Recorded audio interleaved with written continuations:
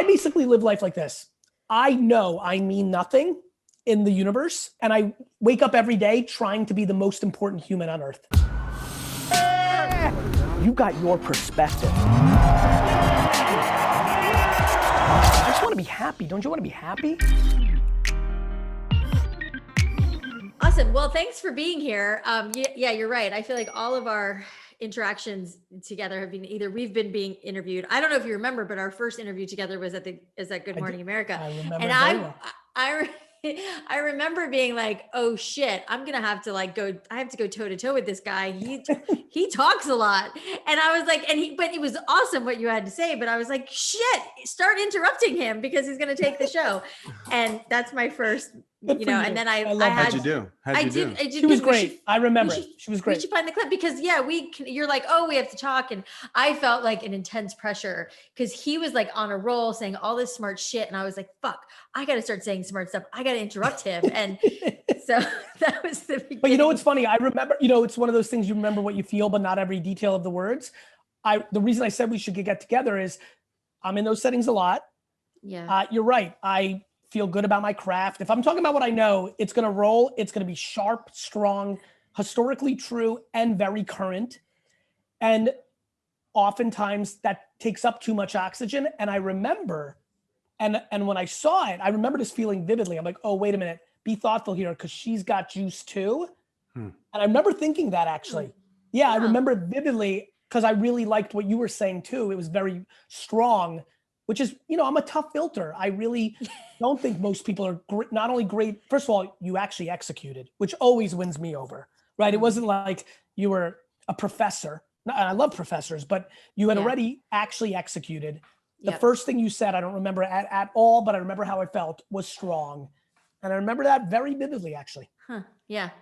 Well, those were the early days when you and I first became buddies, and it felt, it was good. It was good for me, because I felt really challenged, and I felt like I have to raise the bar on myself, which is so much of I feel like what you're about. And every time, even I have a 14 and 16-year-old son, and they listen to you a lot, and it's really awesome what you've done. And I mean, I feel like if I'm scrolling Instagram and I catch one of your things, I always stop and listen. So it's an honor to have you on the show. And big honor. Yeah. I mean, even for me too, just to add my 2 cents to that, I've been listening to you, it feels like forever, I guess maybe 8 years or so. I remember you in my ears at the YMCA, and that would have been 8 or 10 years ago or something. Even as I was thinking about jumping into this call, thinking about what do I really appreciate about you? And there's the expertise, there's the freshness, fresh voice and all that. But really what you've done is take a stand to speak, I think, both liberating and convicting truth to an upcoming generation that most people gave up on. Mm-hmm. It's so easy to give up on the millennial generation, but really you've spoken right to them saying, hey, the entitlement's going to kill you. And the short-term aim is going to kill you. Be patient, care about people more, respect yourself enough to be honest with your parents, go take a stand. I mean, all the themes of which, are really you and how you've lived have really made such a difference. So thank you for that. I mean, your commitment, it's been really rare in the content world. Thank you. I don't, I'm not even I want to get into the interview. I really am living it. You two will know this, and everybody listening knows this. There's nobody on earth that you remotely know more than yourself. It's not even close. Right. Not even close. Not your mother, your lover, your best friend, your sister, your brother. The delta's enormous. It's actually enormous. You know everything about yourself. You might want to be delusional and trick yourself, but you know. Yeah. And there's a lot you don't know, even with the people you're closest to. That's just actually the way it is. Yep. I know exactly what I'm up to. Yep. Right? I know I am desperate for the scratching of the curiosity of how much positive impact can I have.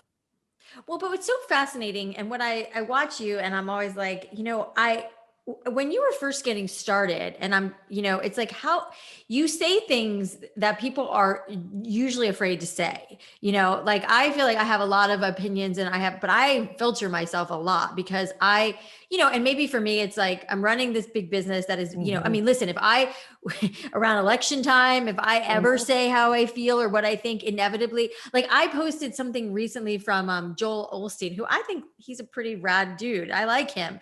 I posted, and a lot of people were like, I can't believe you support this guy. I'm unfollowing you, which is like, whatever. I don't fucking care. You can unfollow me. But I'm like, that's the thing. I'm like, fuck, I have to be so, I live in this like walk the line everyone's in and fear. it's like we live in this cancel culture where everyone's so fucking mad about fucking everything, and it's like you seem to like rise above that, and I guess you don't care. It's it's funny. I'm a human. This is actually I've been in my feelings lately, which is I'm really excited because I'm gonna give you a really good interview. I can feel it already. I talk a lot about not caring, and in the macro I do not. And what I mean by that is I actually care about everything. I actually genuinely care. What I mean by that is I'm curious, I'm appreciative, I'm not delusional, I'm empathetic. This is that person's point of view of me. They're more right than I am. I don't want to be audacious or tone deaf. What I mean by I don't care is I know that if somebody is spewing venom at me on my page, I'm emotionally aware enough to know, oh crap, that person's in a tough spot. That the thought, I don't have time to consume content of people I admire and enjoy. The thought of taking time to consume something of someone I don't, and then have to spend the energy to think of something to write to hurt that person. Yeah. Life is very basic. How you feel about yourself is how you are going to come to the table on how you're going to treat the other person. It's just true. Yeah, no, I feel like you say the same. Adrian says the same thing. It's like every now and again we get some haters on our pages, and it's like, and your first response is like, that person must be really unhappy. It's like that person. I do two things at the same time, Adrian. I definitely do that. I'm like, what would make someone to go that deep? If it's not constructive criticism, I get some great stuff. Hey, Gary, the audio's too loud. Or like, hey, I really disagree with you on this point, because now I'm like, ooh, this is good. Audio's too loud. Right? Sure.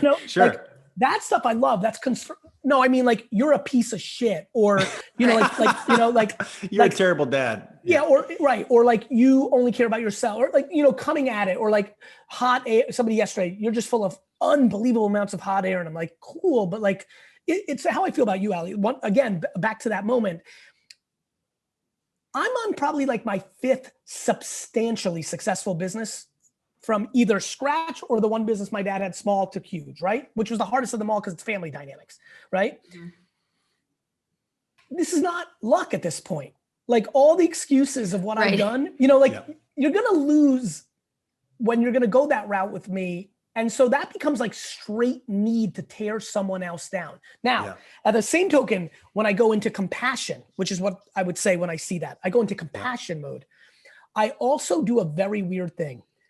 I go, literally, I can feel myself doing it right now. Do not get high on your own supply. What I mean by that is I am so scared to get subconsciously sold out that what I do extremely well is when I get tremendous accolades. You guys were very nice to me right now. I swear to God, I do something very weird. I go into don't listen to it. Be so grateful for it. Because if you hear the cheering, you become susceptible to the booing. I think a lot about this with beauty. Gosh, that's so good. Sorry, keep going. Let me finish this, but don't lose your thought. If you grow up and somebody says to you, you're pretty, that 7th grader, right? You're pretty. You're going to be in trouble when you're older, where your now identity is based on your pretty. Yeah, you're speaking my language. Well, listen, I think about this a lot. Or you're good at school, and then school just gets taken away from you, and now it's real life, and you don't have business was great for me. You're good at business. That became my validation. Well, this is forever. So I'm still in my bubble. I'm never getting quote unquote older. I'm never leaving school. So the thought of like academics, looks, sports, because only 1% of 1% of 1% gets to the final place. But business affirmation, this is my great luck. Look at this. Look at these goosebumps. I don't know if you guys see them. Oh, you do. I got lucky. My place of validation, because we all have it. I'm not an alien.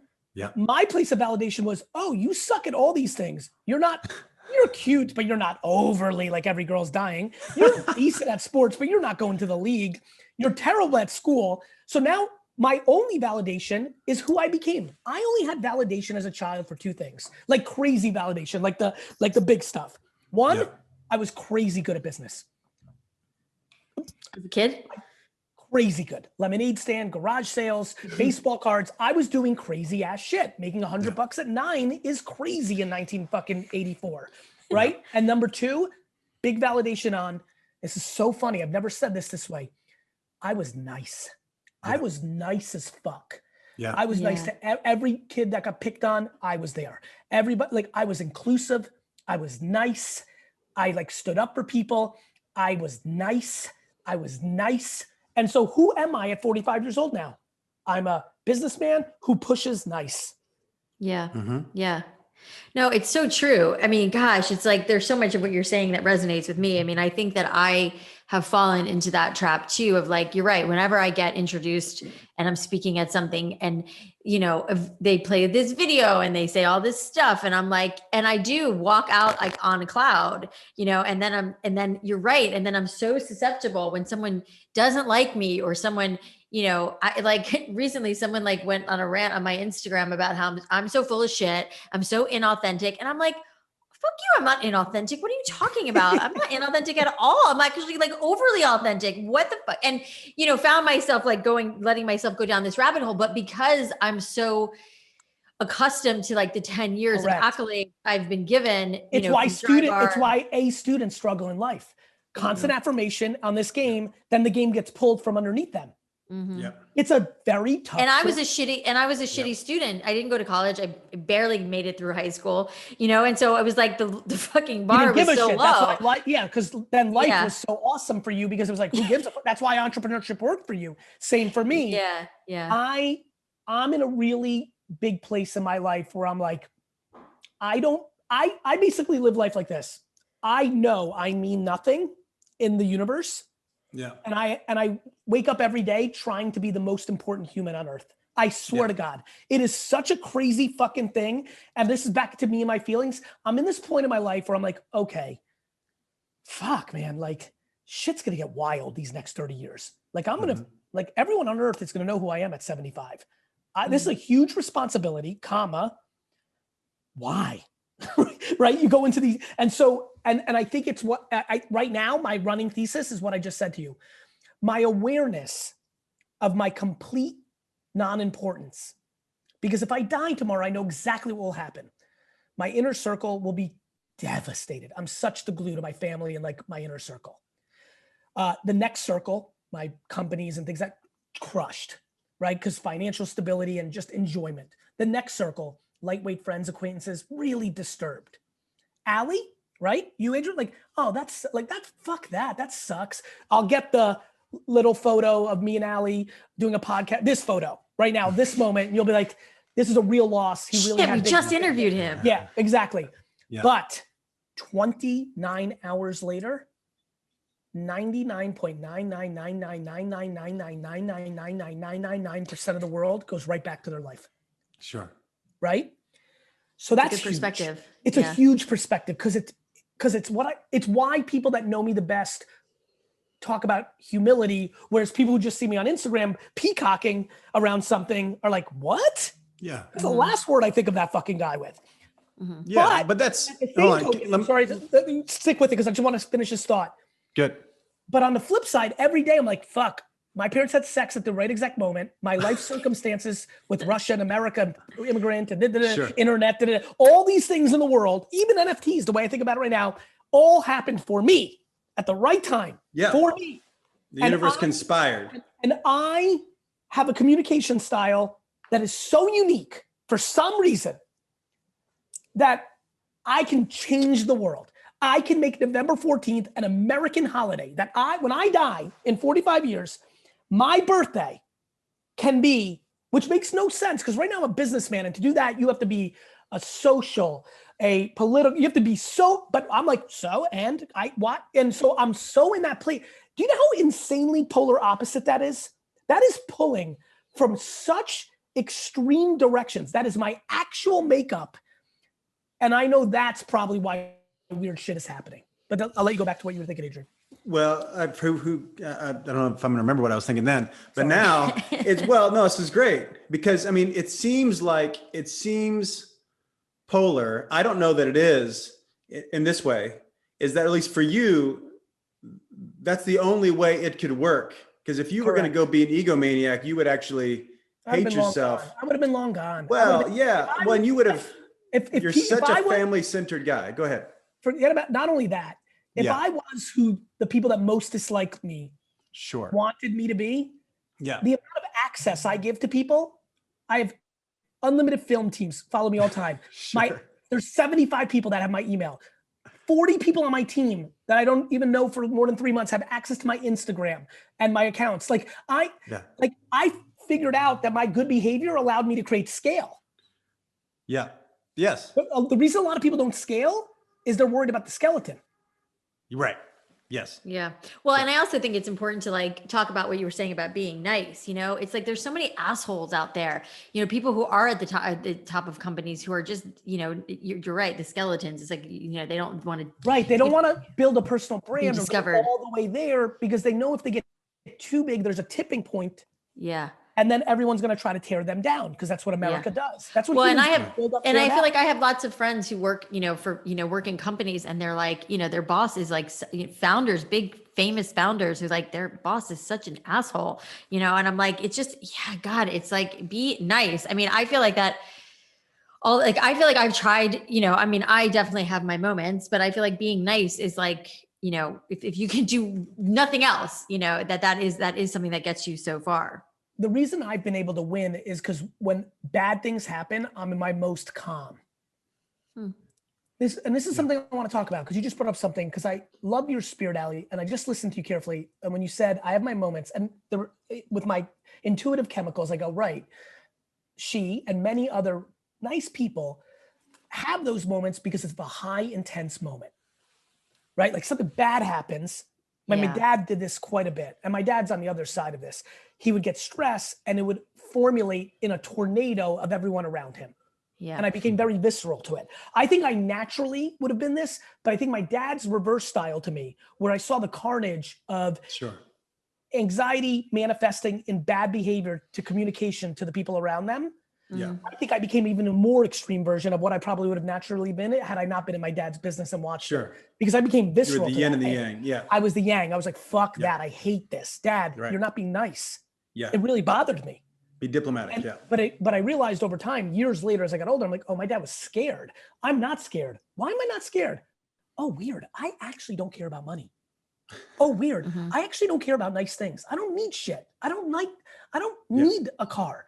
I don't need a Rolex. I don't care what fucking anybody thinks about what house or apartment I have. Oh, I have the shitty apartment. Oh, I have the not as good car. Oh, I don't, like somebody else flies private and I fly commercially. I don't give a fuck you. What? My life has not, what are you? And so once I started understanding, I'm like, oh, right.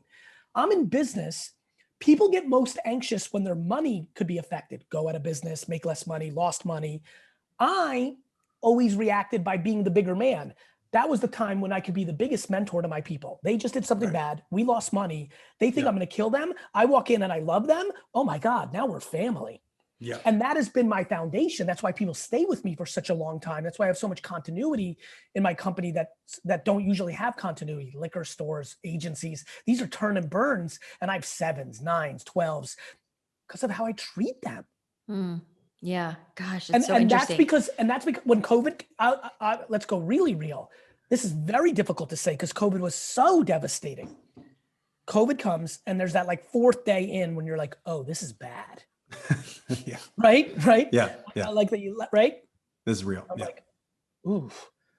This is not just the news. Yeah. This is not only not the news. This is not going to be 2 weeks. Yeah. Yeah. Remember that? When I heard the first day, 2 weeks, I'm like, fuck. When I was 4 days in, I'm like, oh, this could be a while. And then about a month in, you're like, oh, this could be the rest of the year. And it's more than that. Now we're into April the next year. Anyway, nonetheless, I remember having this huge sense of calm as my CFO started telling me the carnage of all the phone calls from our clients saying they're going to need an extra 100 days, 200 days, 150 days to pay. how overextended we are, where we are in this, where we are on that, leases. And then the kicker, we're getting nothing because we fall in the middle. And so we're getting no government support. Mm-hmm.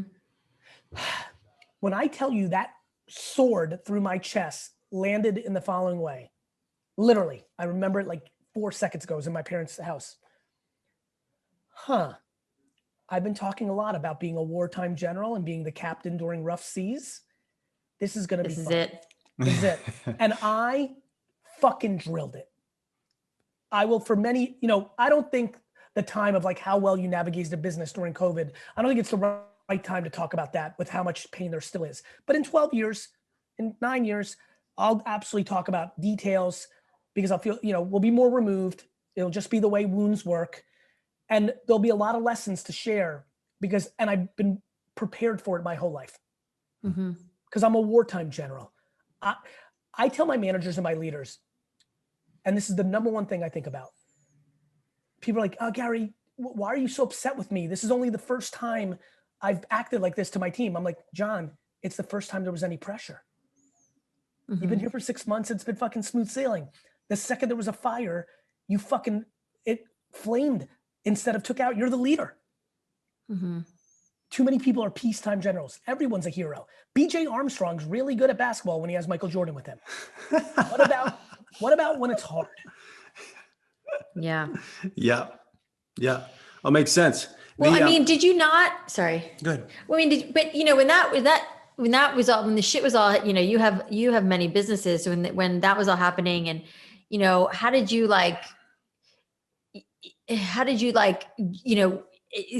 what do you do to keep yourself from being, I understand the whole not caring about money in the traditional sense. That was a big one. By the way, it was a big one. I'm being serious, Alli. This is why it's really important. You play out, okay, first, please God, everybody be healthy. I'm scared. Yeah. I navigate the next 6 months and triple our business, but my mom dies of COVID. Am I happy? Get the fuck out of here. I'm dead. So you go first to what you actually care about, perspective. Second, to your point, I was like, look, it could go, if it goes to zero, I'll start again. I'm not kidding. I don't know what that's so funny. Cause that's exactly what I used to tell people when we were starting Dry Bar and I would get interviewed and people were like, were you scared this doesn't work? I was like, well, no one's going to die. I've been quoted a million times saying this.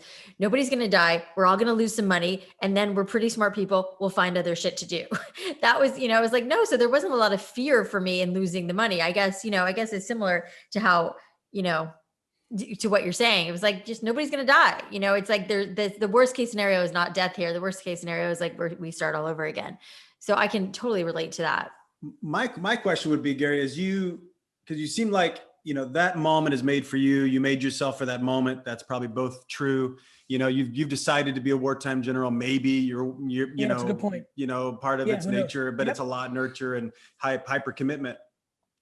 For you, as the founder and the CEO and the leader that everybody looks to, and they tell me about how you scale that behavior, but even deeper, scale that belief system inside the hearts and minds of your leadership, especially when those that they are in that moment losing their shit and their worst colors are showing. How do you intervene and then program in the culture? Coaching and firing. Yeah. Tell us more. If you're going to scale it, you have to be willing to cut loose with people who are too far along into their 100%. DNA that no matter how much you go in, you're not able to give enough therapy, coaching, long leash support. And then you become, I'm in a very tough spot because I speak about these things quite a bit. I have people in my company who I'm still trying to coach up, but they also are creating the vulnerability of me being a hypocrite. I know right now that somebody's in a meeting with somebody I'm still coaching that's a major leader. That leader's doing something completely against my principles. And the people in that room are saying Gary's full of shit because this person's getting away with what he says. Why is he letting, yes. Tell me though, how long do you let it roll? I let it roll differently based on every best. This is what's tough about because I do an interview like this. Desperate. I'm desperately here for one reason. How can one person listening to this epic podcast that either A, knows me or doesn't know me, but hears something in a certain way that triggers, because this is how we all live. Someone says something, it changes your perspective. You go taste it and you're like, oh, I love oysters. I never thought I liked oysters. They're the best.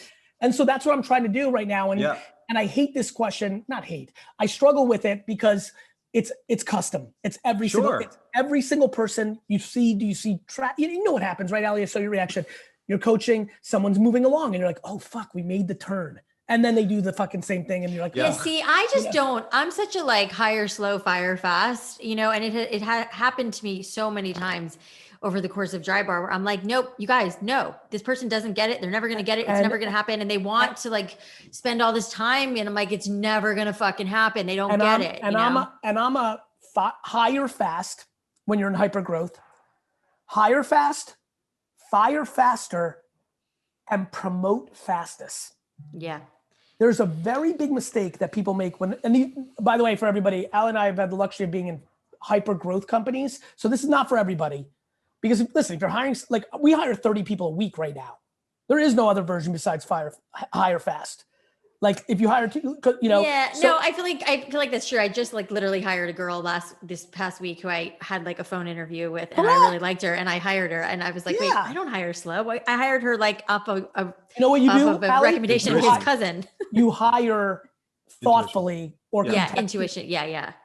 You thought, but I also just don't have time for it. If it's not fucking working, I cannot stand it. Like, and it's also cancer. Yes. It's you're also creating vulnerabilities. I've had a tough firings in the last year and they shit on you and fuck you and fuck this and you were the worst. And it goes from you were their best friend a week ago to you're the worst and they start making shit up and it's devastating as a human. I fucking hate it. You ready to really be blown away? Let me go vulnerable. My greatest weakness over the last 25 years as an operator and CEO and leader of companies, which I've been every day of my life, since I've been a professional, is candor. How about that bomb? Because Garyvee, the person that puts out content to the world, best candor guy going. Shoots it straight, no bullshit, right? Right? You said it earlier, Alli. But in my companies, I hate negativity so much and I fall in love with and I feel like I'm their dad and leader or brother. I've really struggled with it. And it took me a long time to get to where I am now, which, oh, by the way, I still think it's my disproportionate weakest trait amongst all these 12 to 25 things that I think really matter. And that's cool, right? Like that's cool to be self-aware and have the humility. And what is your weakest trait? To be candid, which is like to go to my, to a very big C-suite people through the years. Yes. Yeah. And being very disappointed in their work. They come in for a check-in and not saying one thing about it. Yeah. You'll avoid it. Completely avoiding it because I didn't like the confrontation. Yeah. And what I would do is I would try to coach up on offense, use practical optimism instead of candor. Sure. And once in a while that would work, but I've become different and I'm working on it and it's helped me a lot. Yeah. It's also why I believe in accountability, humility, setting the table and all the other things I do well because it shows, because I know these ingredients really matter. Yeah. For you, what's the math on that? So the math is to just talk about that. Cause that's like there's 55 ideas. I know you don't want to be Pops, right? You don't want to be the Frank under stress. That was huge. I came to realize that, to be very, very naked here, my father is great at candor. It's a strength. Frank. The problem is he delivered it with such venom. Yes.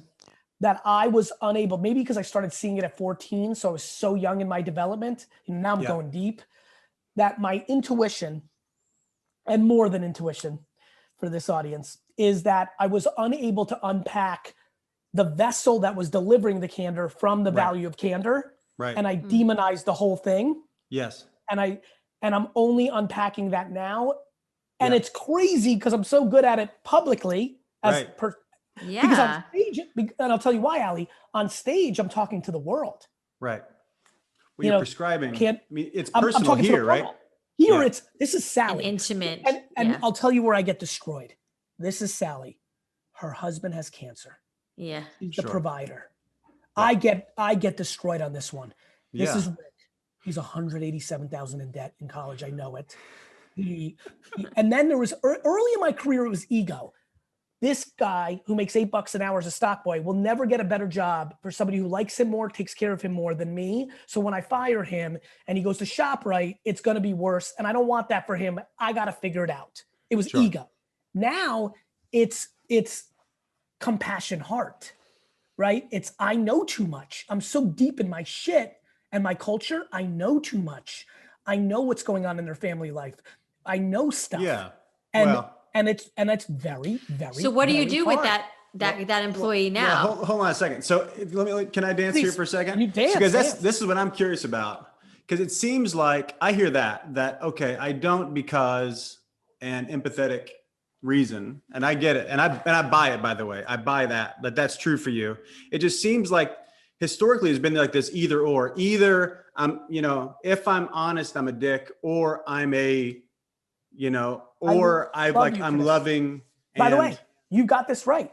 It's a game of and, not or, in this one subject matter. Amen. Yeah.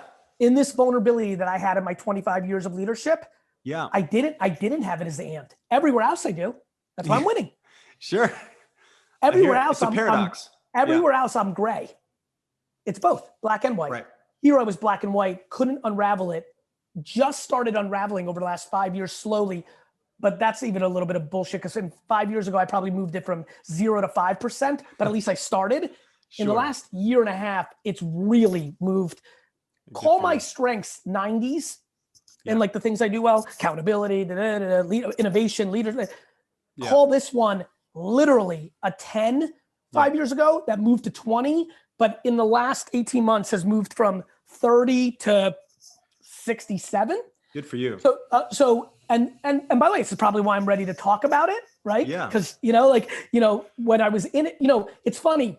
It's not like I was interested in hiding it. I actually am happy that I can talk about this now because I want to talk more about vulnerabilities. It's that I didn't see it. Yeah. Mm-hmm. Yeah. Well, it's the water you're swimming in, But it also really relies on humility. Early in my career was ego. And later in my career, it was ego. And ego is something, people confuse confidence with ego a lot. Sure. Ego is insecurity. Confidence is not. Ego is just insecurity with makeup on to peacock, right? Yeah. And so I was sad, scared for them and for the ramifications of how I would put my head on my pillow. I lived for my head on my pillow. Sure. It took me time to understand the real answer, which is even if something atrocious is going on in someone's home, once I've made the binary decision that they are traumatically incapable of doing their job here, they've been undermined. So nothing good is happening. So I'm better off for the wrong reasons. Correct. So now I try to be very graceful. You can do nice packages, you can do nice things, and then people have to do their thing. And so, I'm working on it. My experience as being like I call them like the nice guys, and I coach execs for a living. And so like a handful of guys I work with are like nice guys where it's like they're long on like the empathetic, helpful, really play the heart game, which is awesome. There's always somewhere in their universe where they're holding back and they're doing 100%. It for good reason. Right. And the challenge with, what's available for nice guys is two things. One is there's so much trust. You don't have to say much. They really love you. They really trust you. All you've got to do is say, hey, Tom, I'm really having a hard time because the results are disappointing to me. I don't know what to do about that. And that works. That'll flip Tom 100%. In a second. And also it's like, usually my experience is nice guys can flip because they don't get to the conversation soon enough. So it's about, should I fire him or not? It wasn't about, should I coach them in this moment? You got it. I couldn't agree with what you just said more, my great job as the CEO of my companies is to eliminate fear.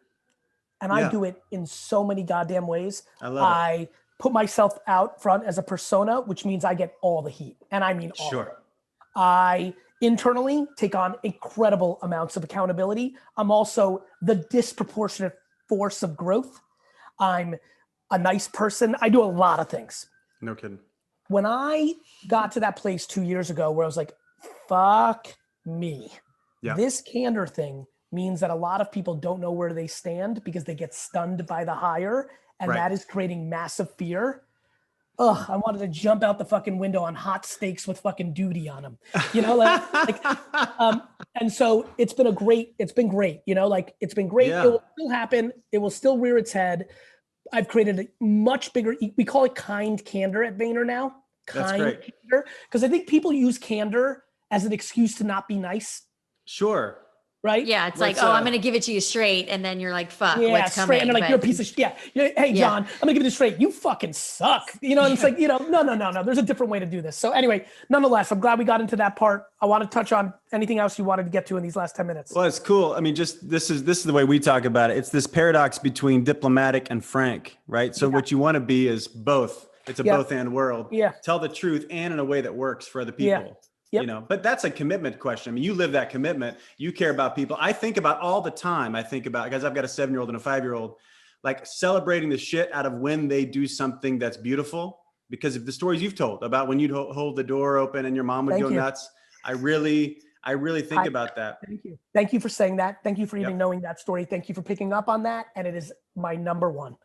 Yep. Reinforce. Going 4 for 4 in a baseball game is fun to cheer. Yep. Being drop dead cute in your outfit when you're 11 years old is nice, but make sure that the majority of the cheering is around things that look like you were nice to that person that skinned their knee. My son the chills. showed it's such good advice. It's good, right? Out like when my son shows a lot of empathetic, things. When he like goes and hugs a kid who had a bad this happened. Hug the kid who had a bad day at baseball. I mean, I basically am treating him like he won the Nobel Peace Prize. Well, something like that just happened with me this past weekend. My now, almost 14-year-old son was with my in-laws, my brother's in-laws. And I saw them later in the day and they said, I have to tell you that, when we spoke to Kit, he looked us in the eyes. And I remember he never used to look us in the eyes when he talked to him. And they praised him for it. They're like, man, Kit, you're so engaged. It's so nice to talk to you. You really look us in the eyes and you didn't used to do that. And he said it was my mom. My mom would say, you got to look people in the eyes. You got to connect with people. You can't, it's rude. It's disrespectful to talk to somebody and not look them in the eyes. And he credited me for saying that to my in-laws. And it makes me tear up thinking about it because I almost fell on the ground. I was like, I remember talking to him about that a lot when he was little. And the fact that it stuck. And that was something that I praised him for, is those things. And my kids are the kids who hug the kid that fell down. And my kids are the kids who want to help the bullies, and I imagine it's because of celebrating those things. But while we're here, we're doing a little parent life. Let me get into something that is a real concern of mine.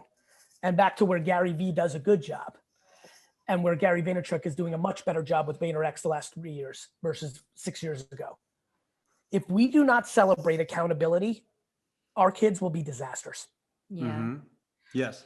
So praise the bully thing, but when they are in this excuse life or when they're complaining about the machine and the answer isn't, what are you going to do about it? Yeah. We have allowed an entire culture of people to be in the excuse and dwelling, and everything is some macro government, parents, society, business. Blame it's game. Something else. It is everything else but Everything themselves. else. Now, here's an important thing to hear. It might be true. Well, stick with me here. I want to finish this thought. Yeah. There might be incredible validity to one's point. Sure. Because it's a both game. You could be right that you were born on the wrong side of tracks. You could be right that America's doing this. You could be right that Coca-Cola is doing that. Yes. A big thing that happens next is now what? So for example, I analyze shit. So what, now what? Right. So it's yes. And now what? So no, that's awesome. Yeah. So we're on the same track. Like to me, I'm like, you're right. Now what? Because the thing that scares me is we have gotten to a place because of the way humans communicate in society where, for example, parents blame social media for their kids being insecure, not the fact that they're not parenting their kid. Right. Right. We've gotten to a place where somebody feels that if they send out a tweet, they've done something about something. Yes. Or that if they tear somebody else down and they noble shame them, but they don't realize the hypocrisy because they're doing something else that is like, we are in a delusional state of non-accountability. Yes. Yeah. Well, we see this. I mean, we're blending families now. So I've got the 5 and 7. She's got the 13 and 16. And, even when my kids, when they go to their mom's house and he forgot his Switch. Well, I'm like, sorry, dude, I'm not bringing it over. That's it. And he's 7. It's like, no, and by the way, that's a tough one. I have a lot of compassion for you because you're saying that for parents that are listening that have easier situations of accountability and don't do it. Now I'm putting myself in your shoes. You're in a place where you're going through, his parents he's a little guy. His parents are divorced. That's a lot of heaviness to begin with. We demonize that when we shouldn't have, but that's our culture. Yep. And most parents are massively overcompensating on accountability. Sure. Non-accountability. Yeah, that's where I fall. Alli, we talk about it a lot. Yeah. This is a big conversation in this house. I want to save my children all the time and do everything for them. And Adrian has really helped me see that and be like, oh shit, let them do it, Yes. I told Alli, if you give the boys enough space, they'll become men. It's so real, guys. Please, world, please hear us right now. God, tap into this phone line right now, please. We are making a mistake around accountability. 8th place trophies have destroyed half. Yes, I was just thinking trophies. You read my mind. I was like, where did it change that like every kid gets a fucking trophy if they didn't win? Like, I'm like, that is not, I'm like, I don't want to play in that league. Sports helped us so much. Yes. I cried from 8 to 16. I cried once a week because I lost in something. It is the foundation of my happiness. I swear, it's like I just said in an interview for the first time, and I don't think I ever said this publicly, but like I in high school tried out for cheerleading every year and I wanted it so fucking bad. I just had this idea. I wanted to be a cheerleader. I loved the outfit. I loved the status. It was the status. And I never fucking made it. I tried out every year and I never made it. And and I never talked about it, but it crushed me and it made me feel like shitty. Like I wasn't good enough for years, but probably really helped me. It's awesome because it's real life. In real life, when you're 31, your mommy's not coming over and buying you a pony because you didn't make the cheerleading team. like I don't understand what people. Stupid. Guys, we have an entire generation of mid-20s to early 30-year-olds whose parents are paying for their lives still. Yeah. Yep. It's bad. It's bad because then those parents are in control.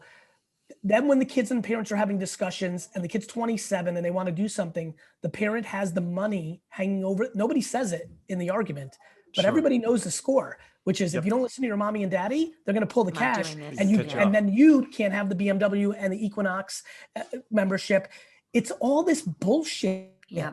It's all this bull fucking shit. Stand on your 2 feet and be happy.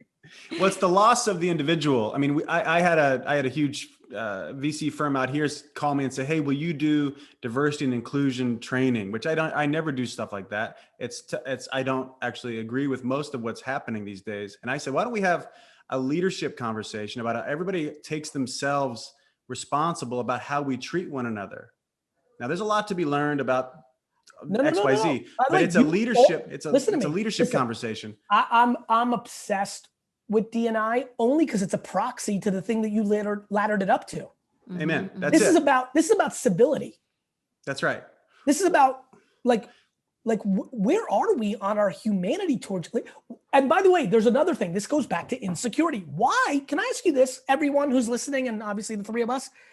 Why do you need to convince people to see the world exactly like you? What is this What is this obsession? So well said. I have, ready for this, on the record, I have conviction about every belief I have. It's in my soul. I believe I'm emotionally intelligent. I believe that I've lived a really extreme kind of diverse life. I have deep conviction. Some of them are by political standards on this side. Some are on that side. Some are nuanced. Some are by religious standards on this side and that side. By culture side, this side, that side. I have zero interest in anybody doing what I do or believing what I believe in. I have why does it even matter? I have enormous interest in believing my thing, not trying to do bad by anybody, and having respect for other people's thing.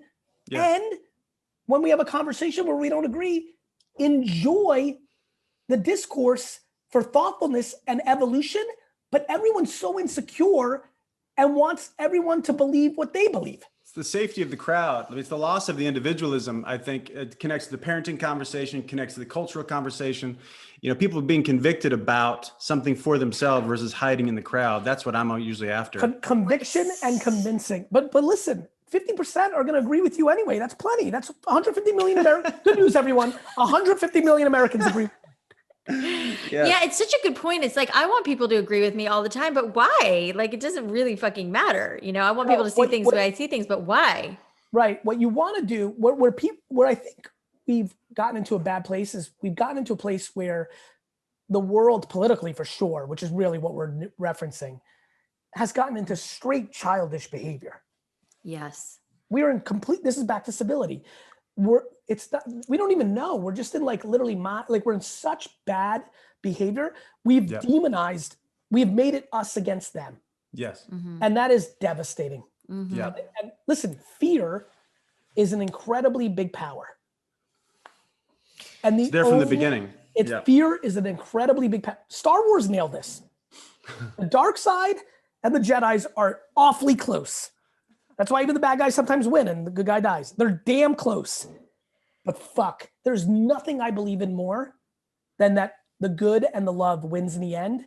Yeah. By a neck sometimes, in times, or by a mile. It all just depends on what era you're born in the world. And I'll leave with this, and I obviously have gone over, but I'm just having too much fun with you two.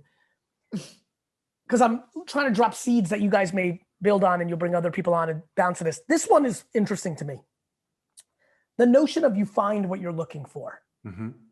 We now are in a place where people are spending all their time looking for bad. Yeah.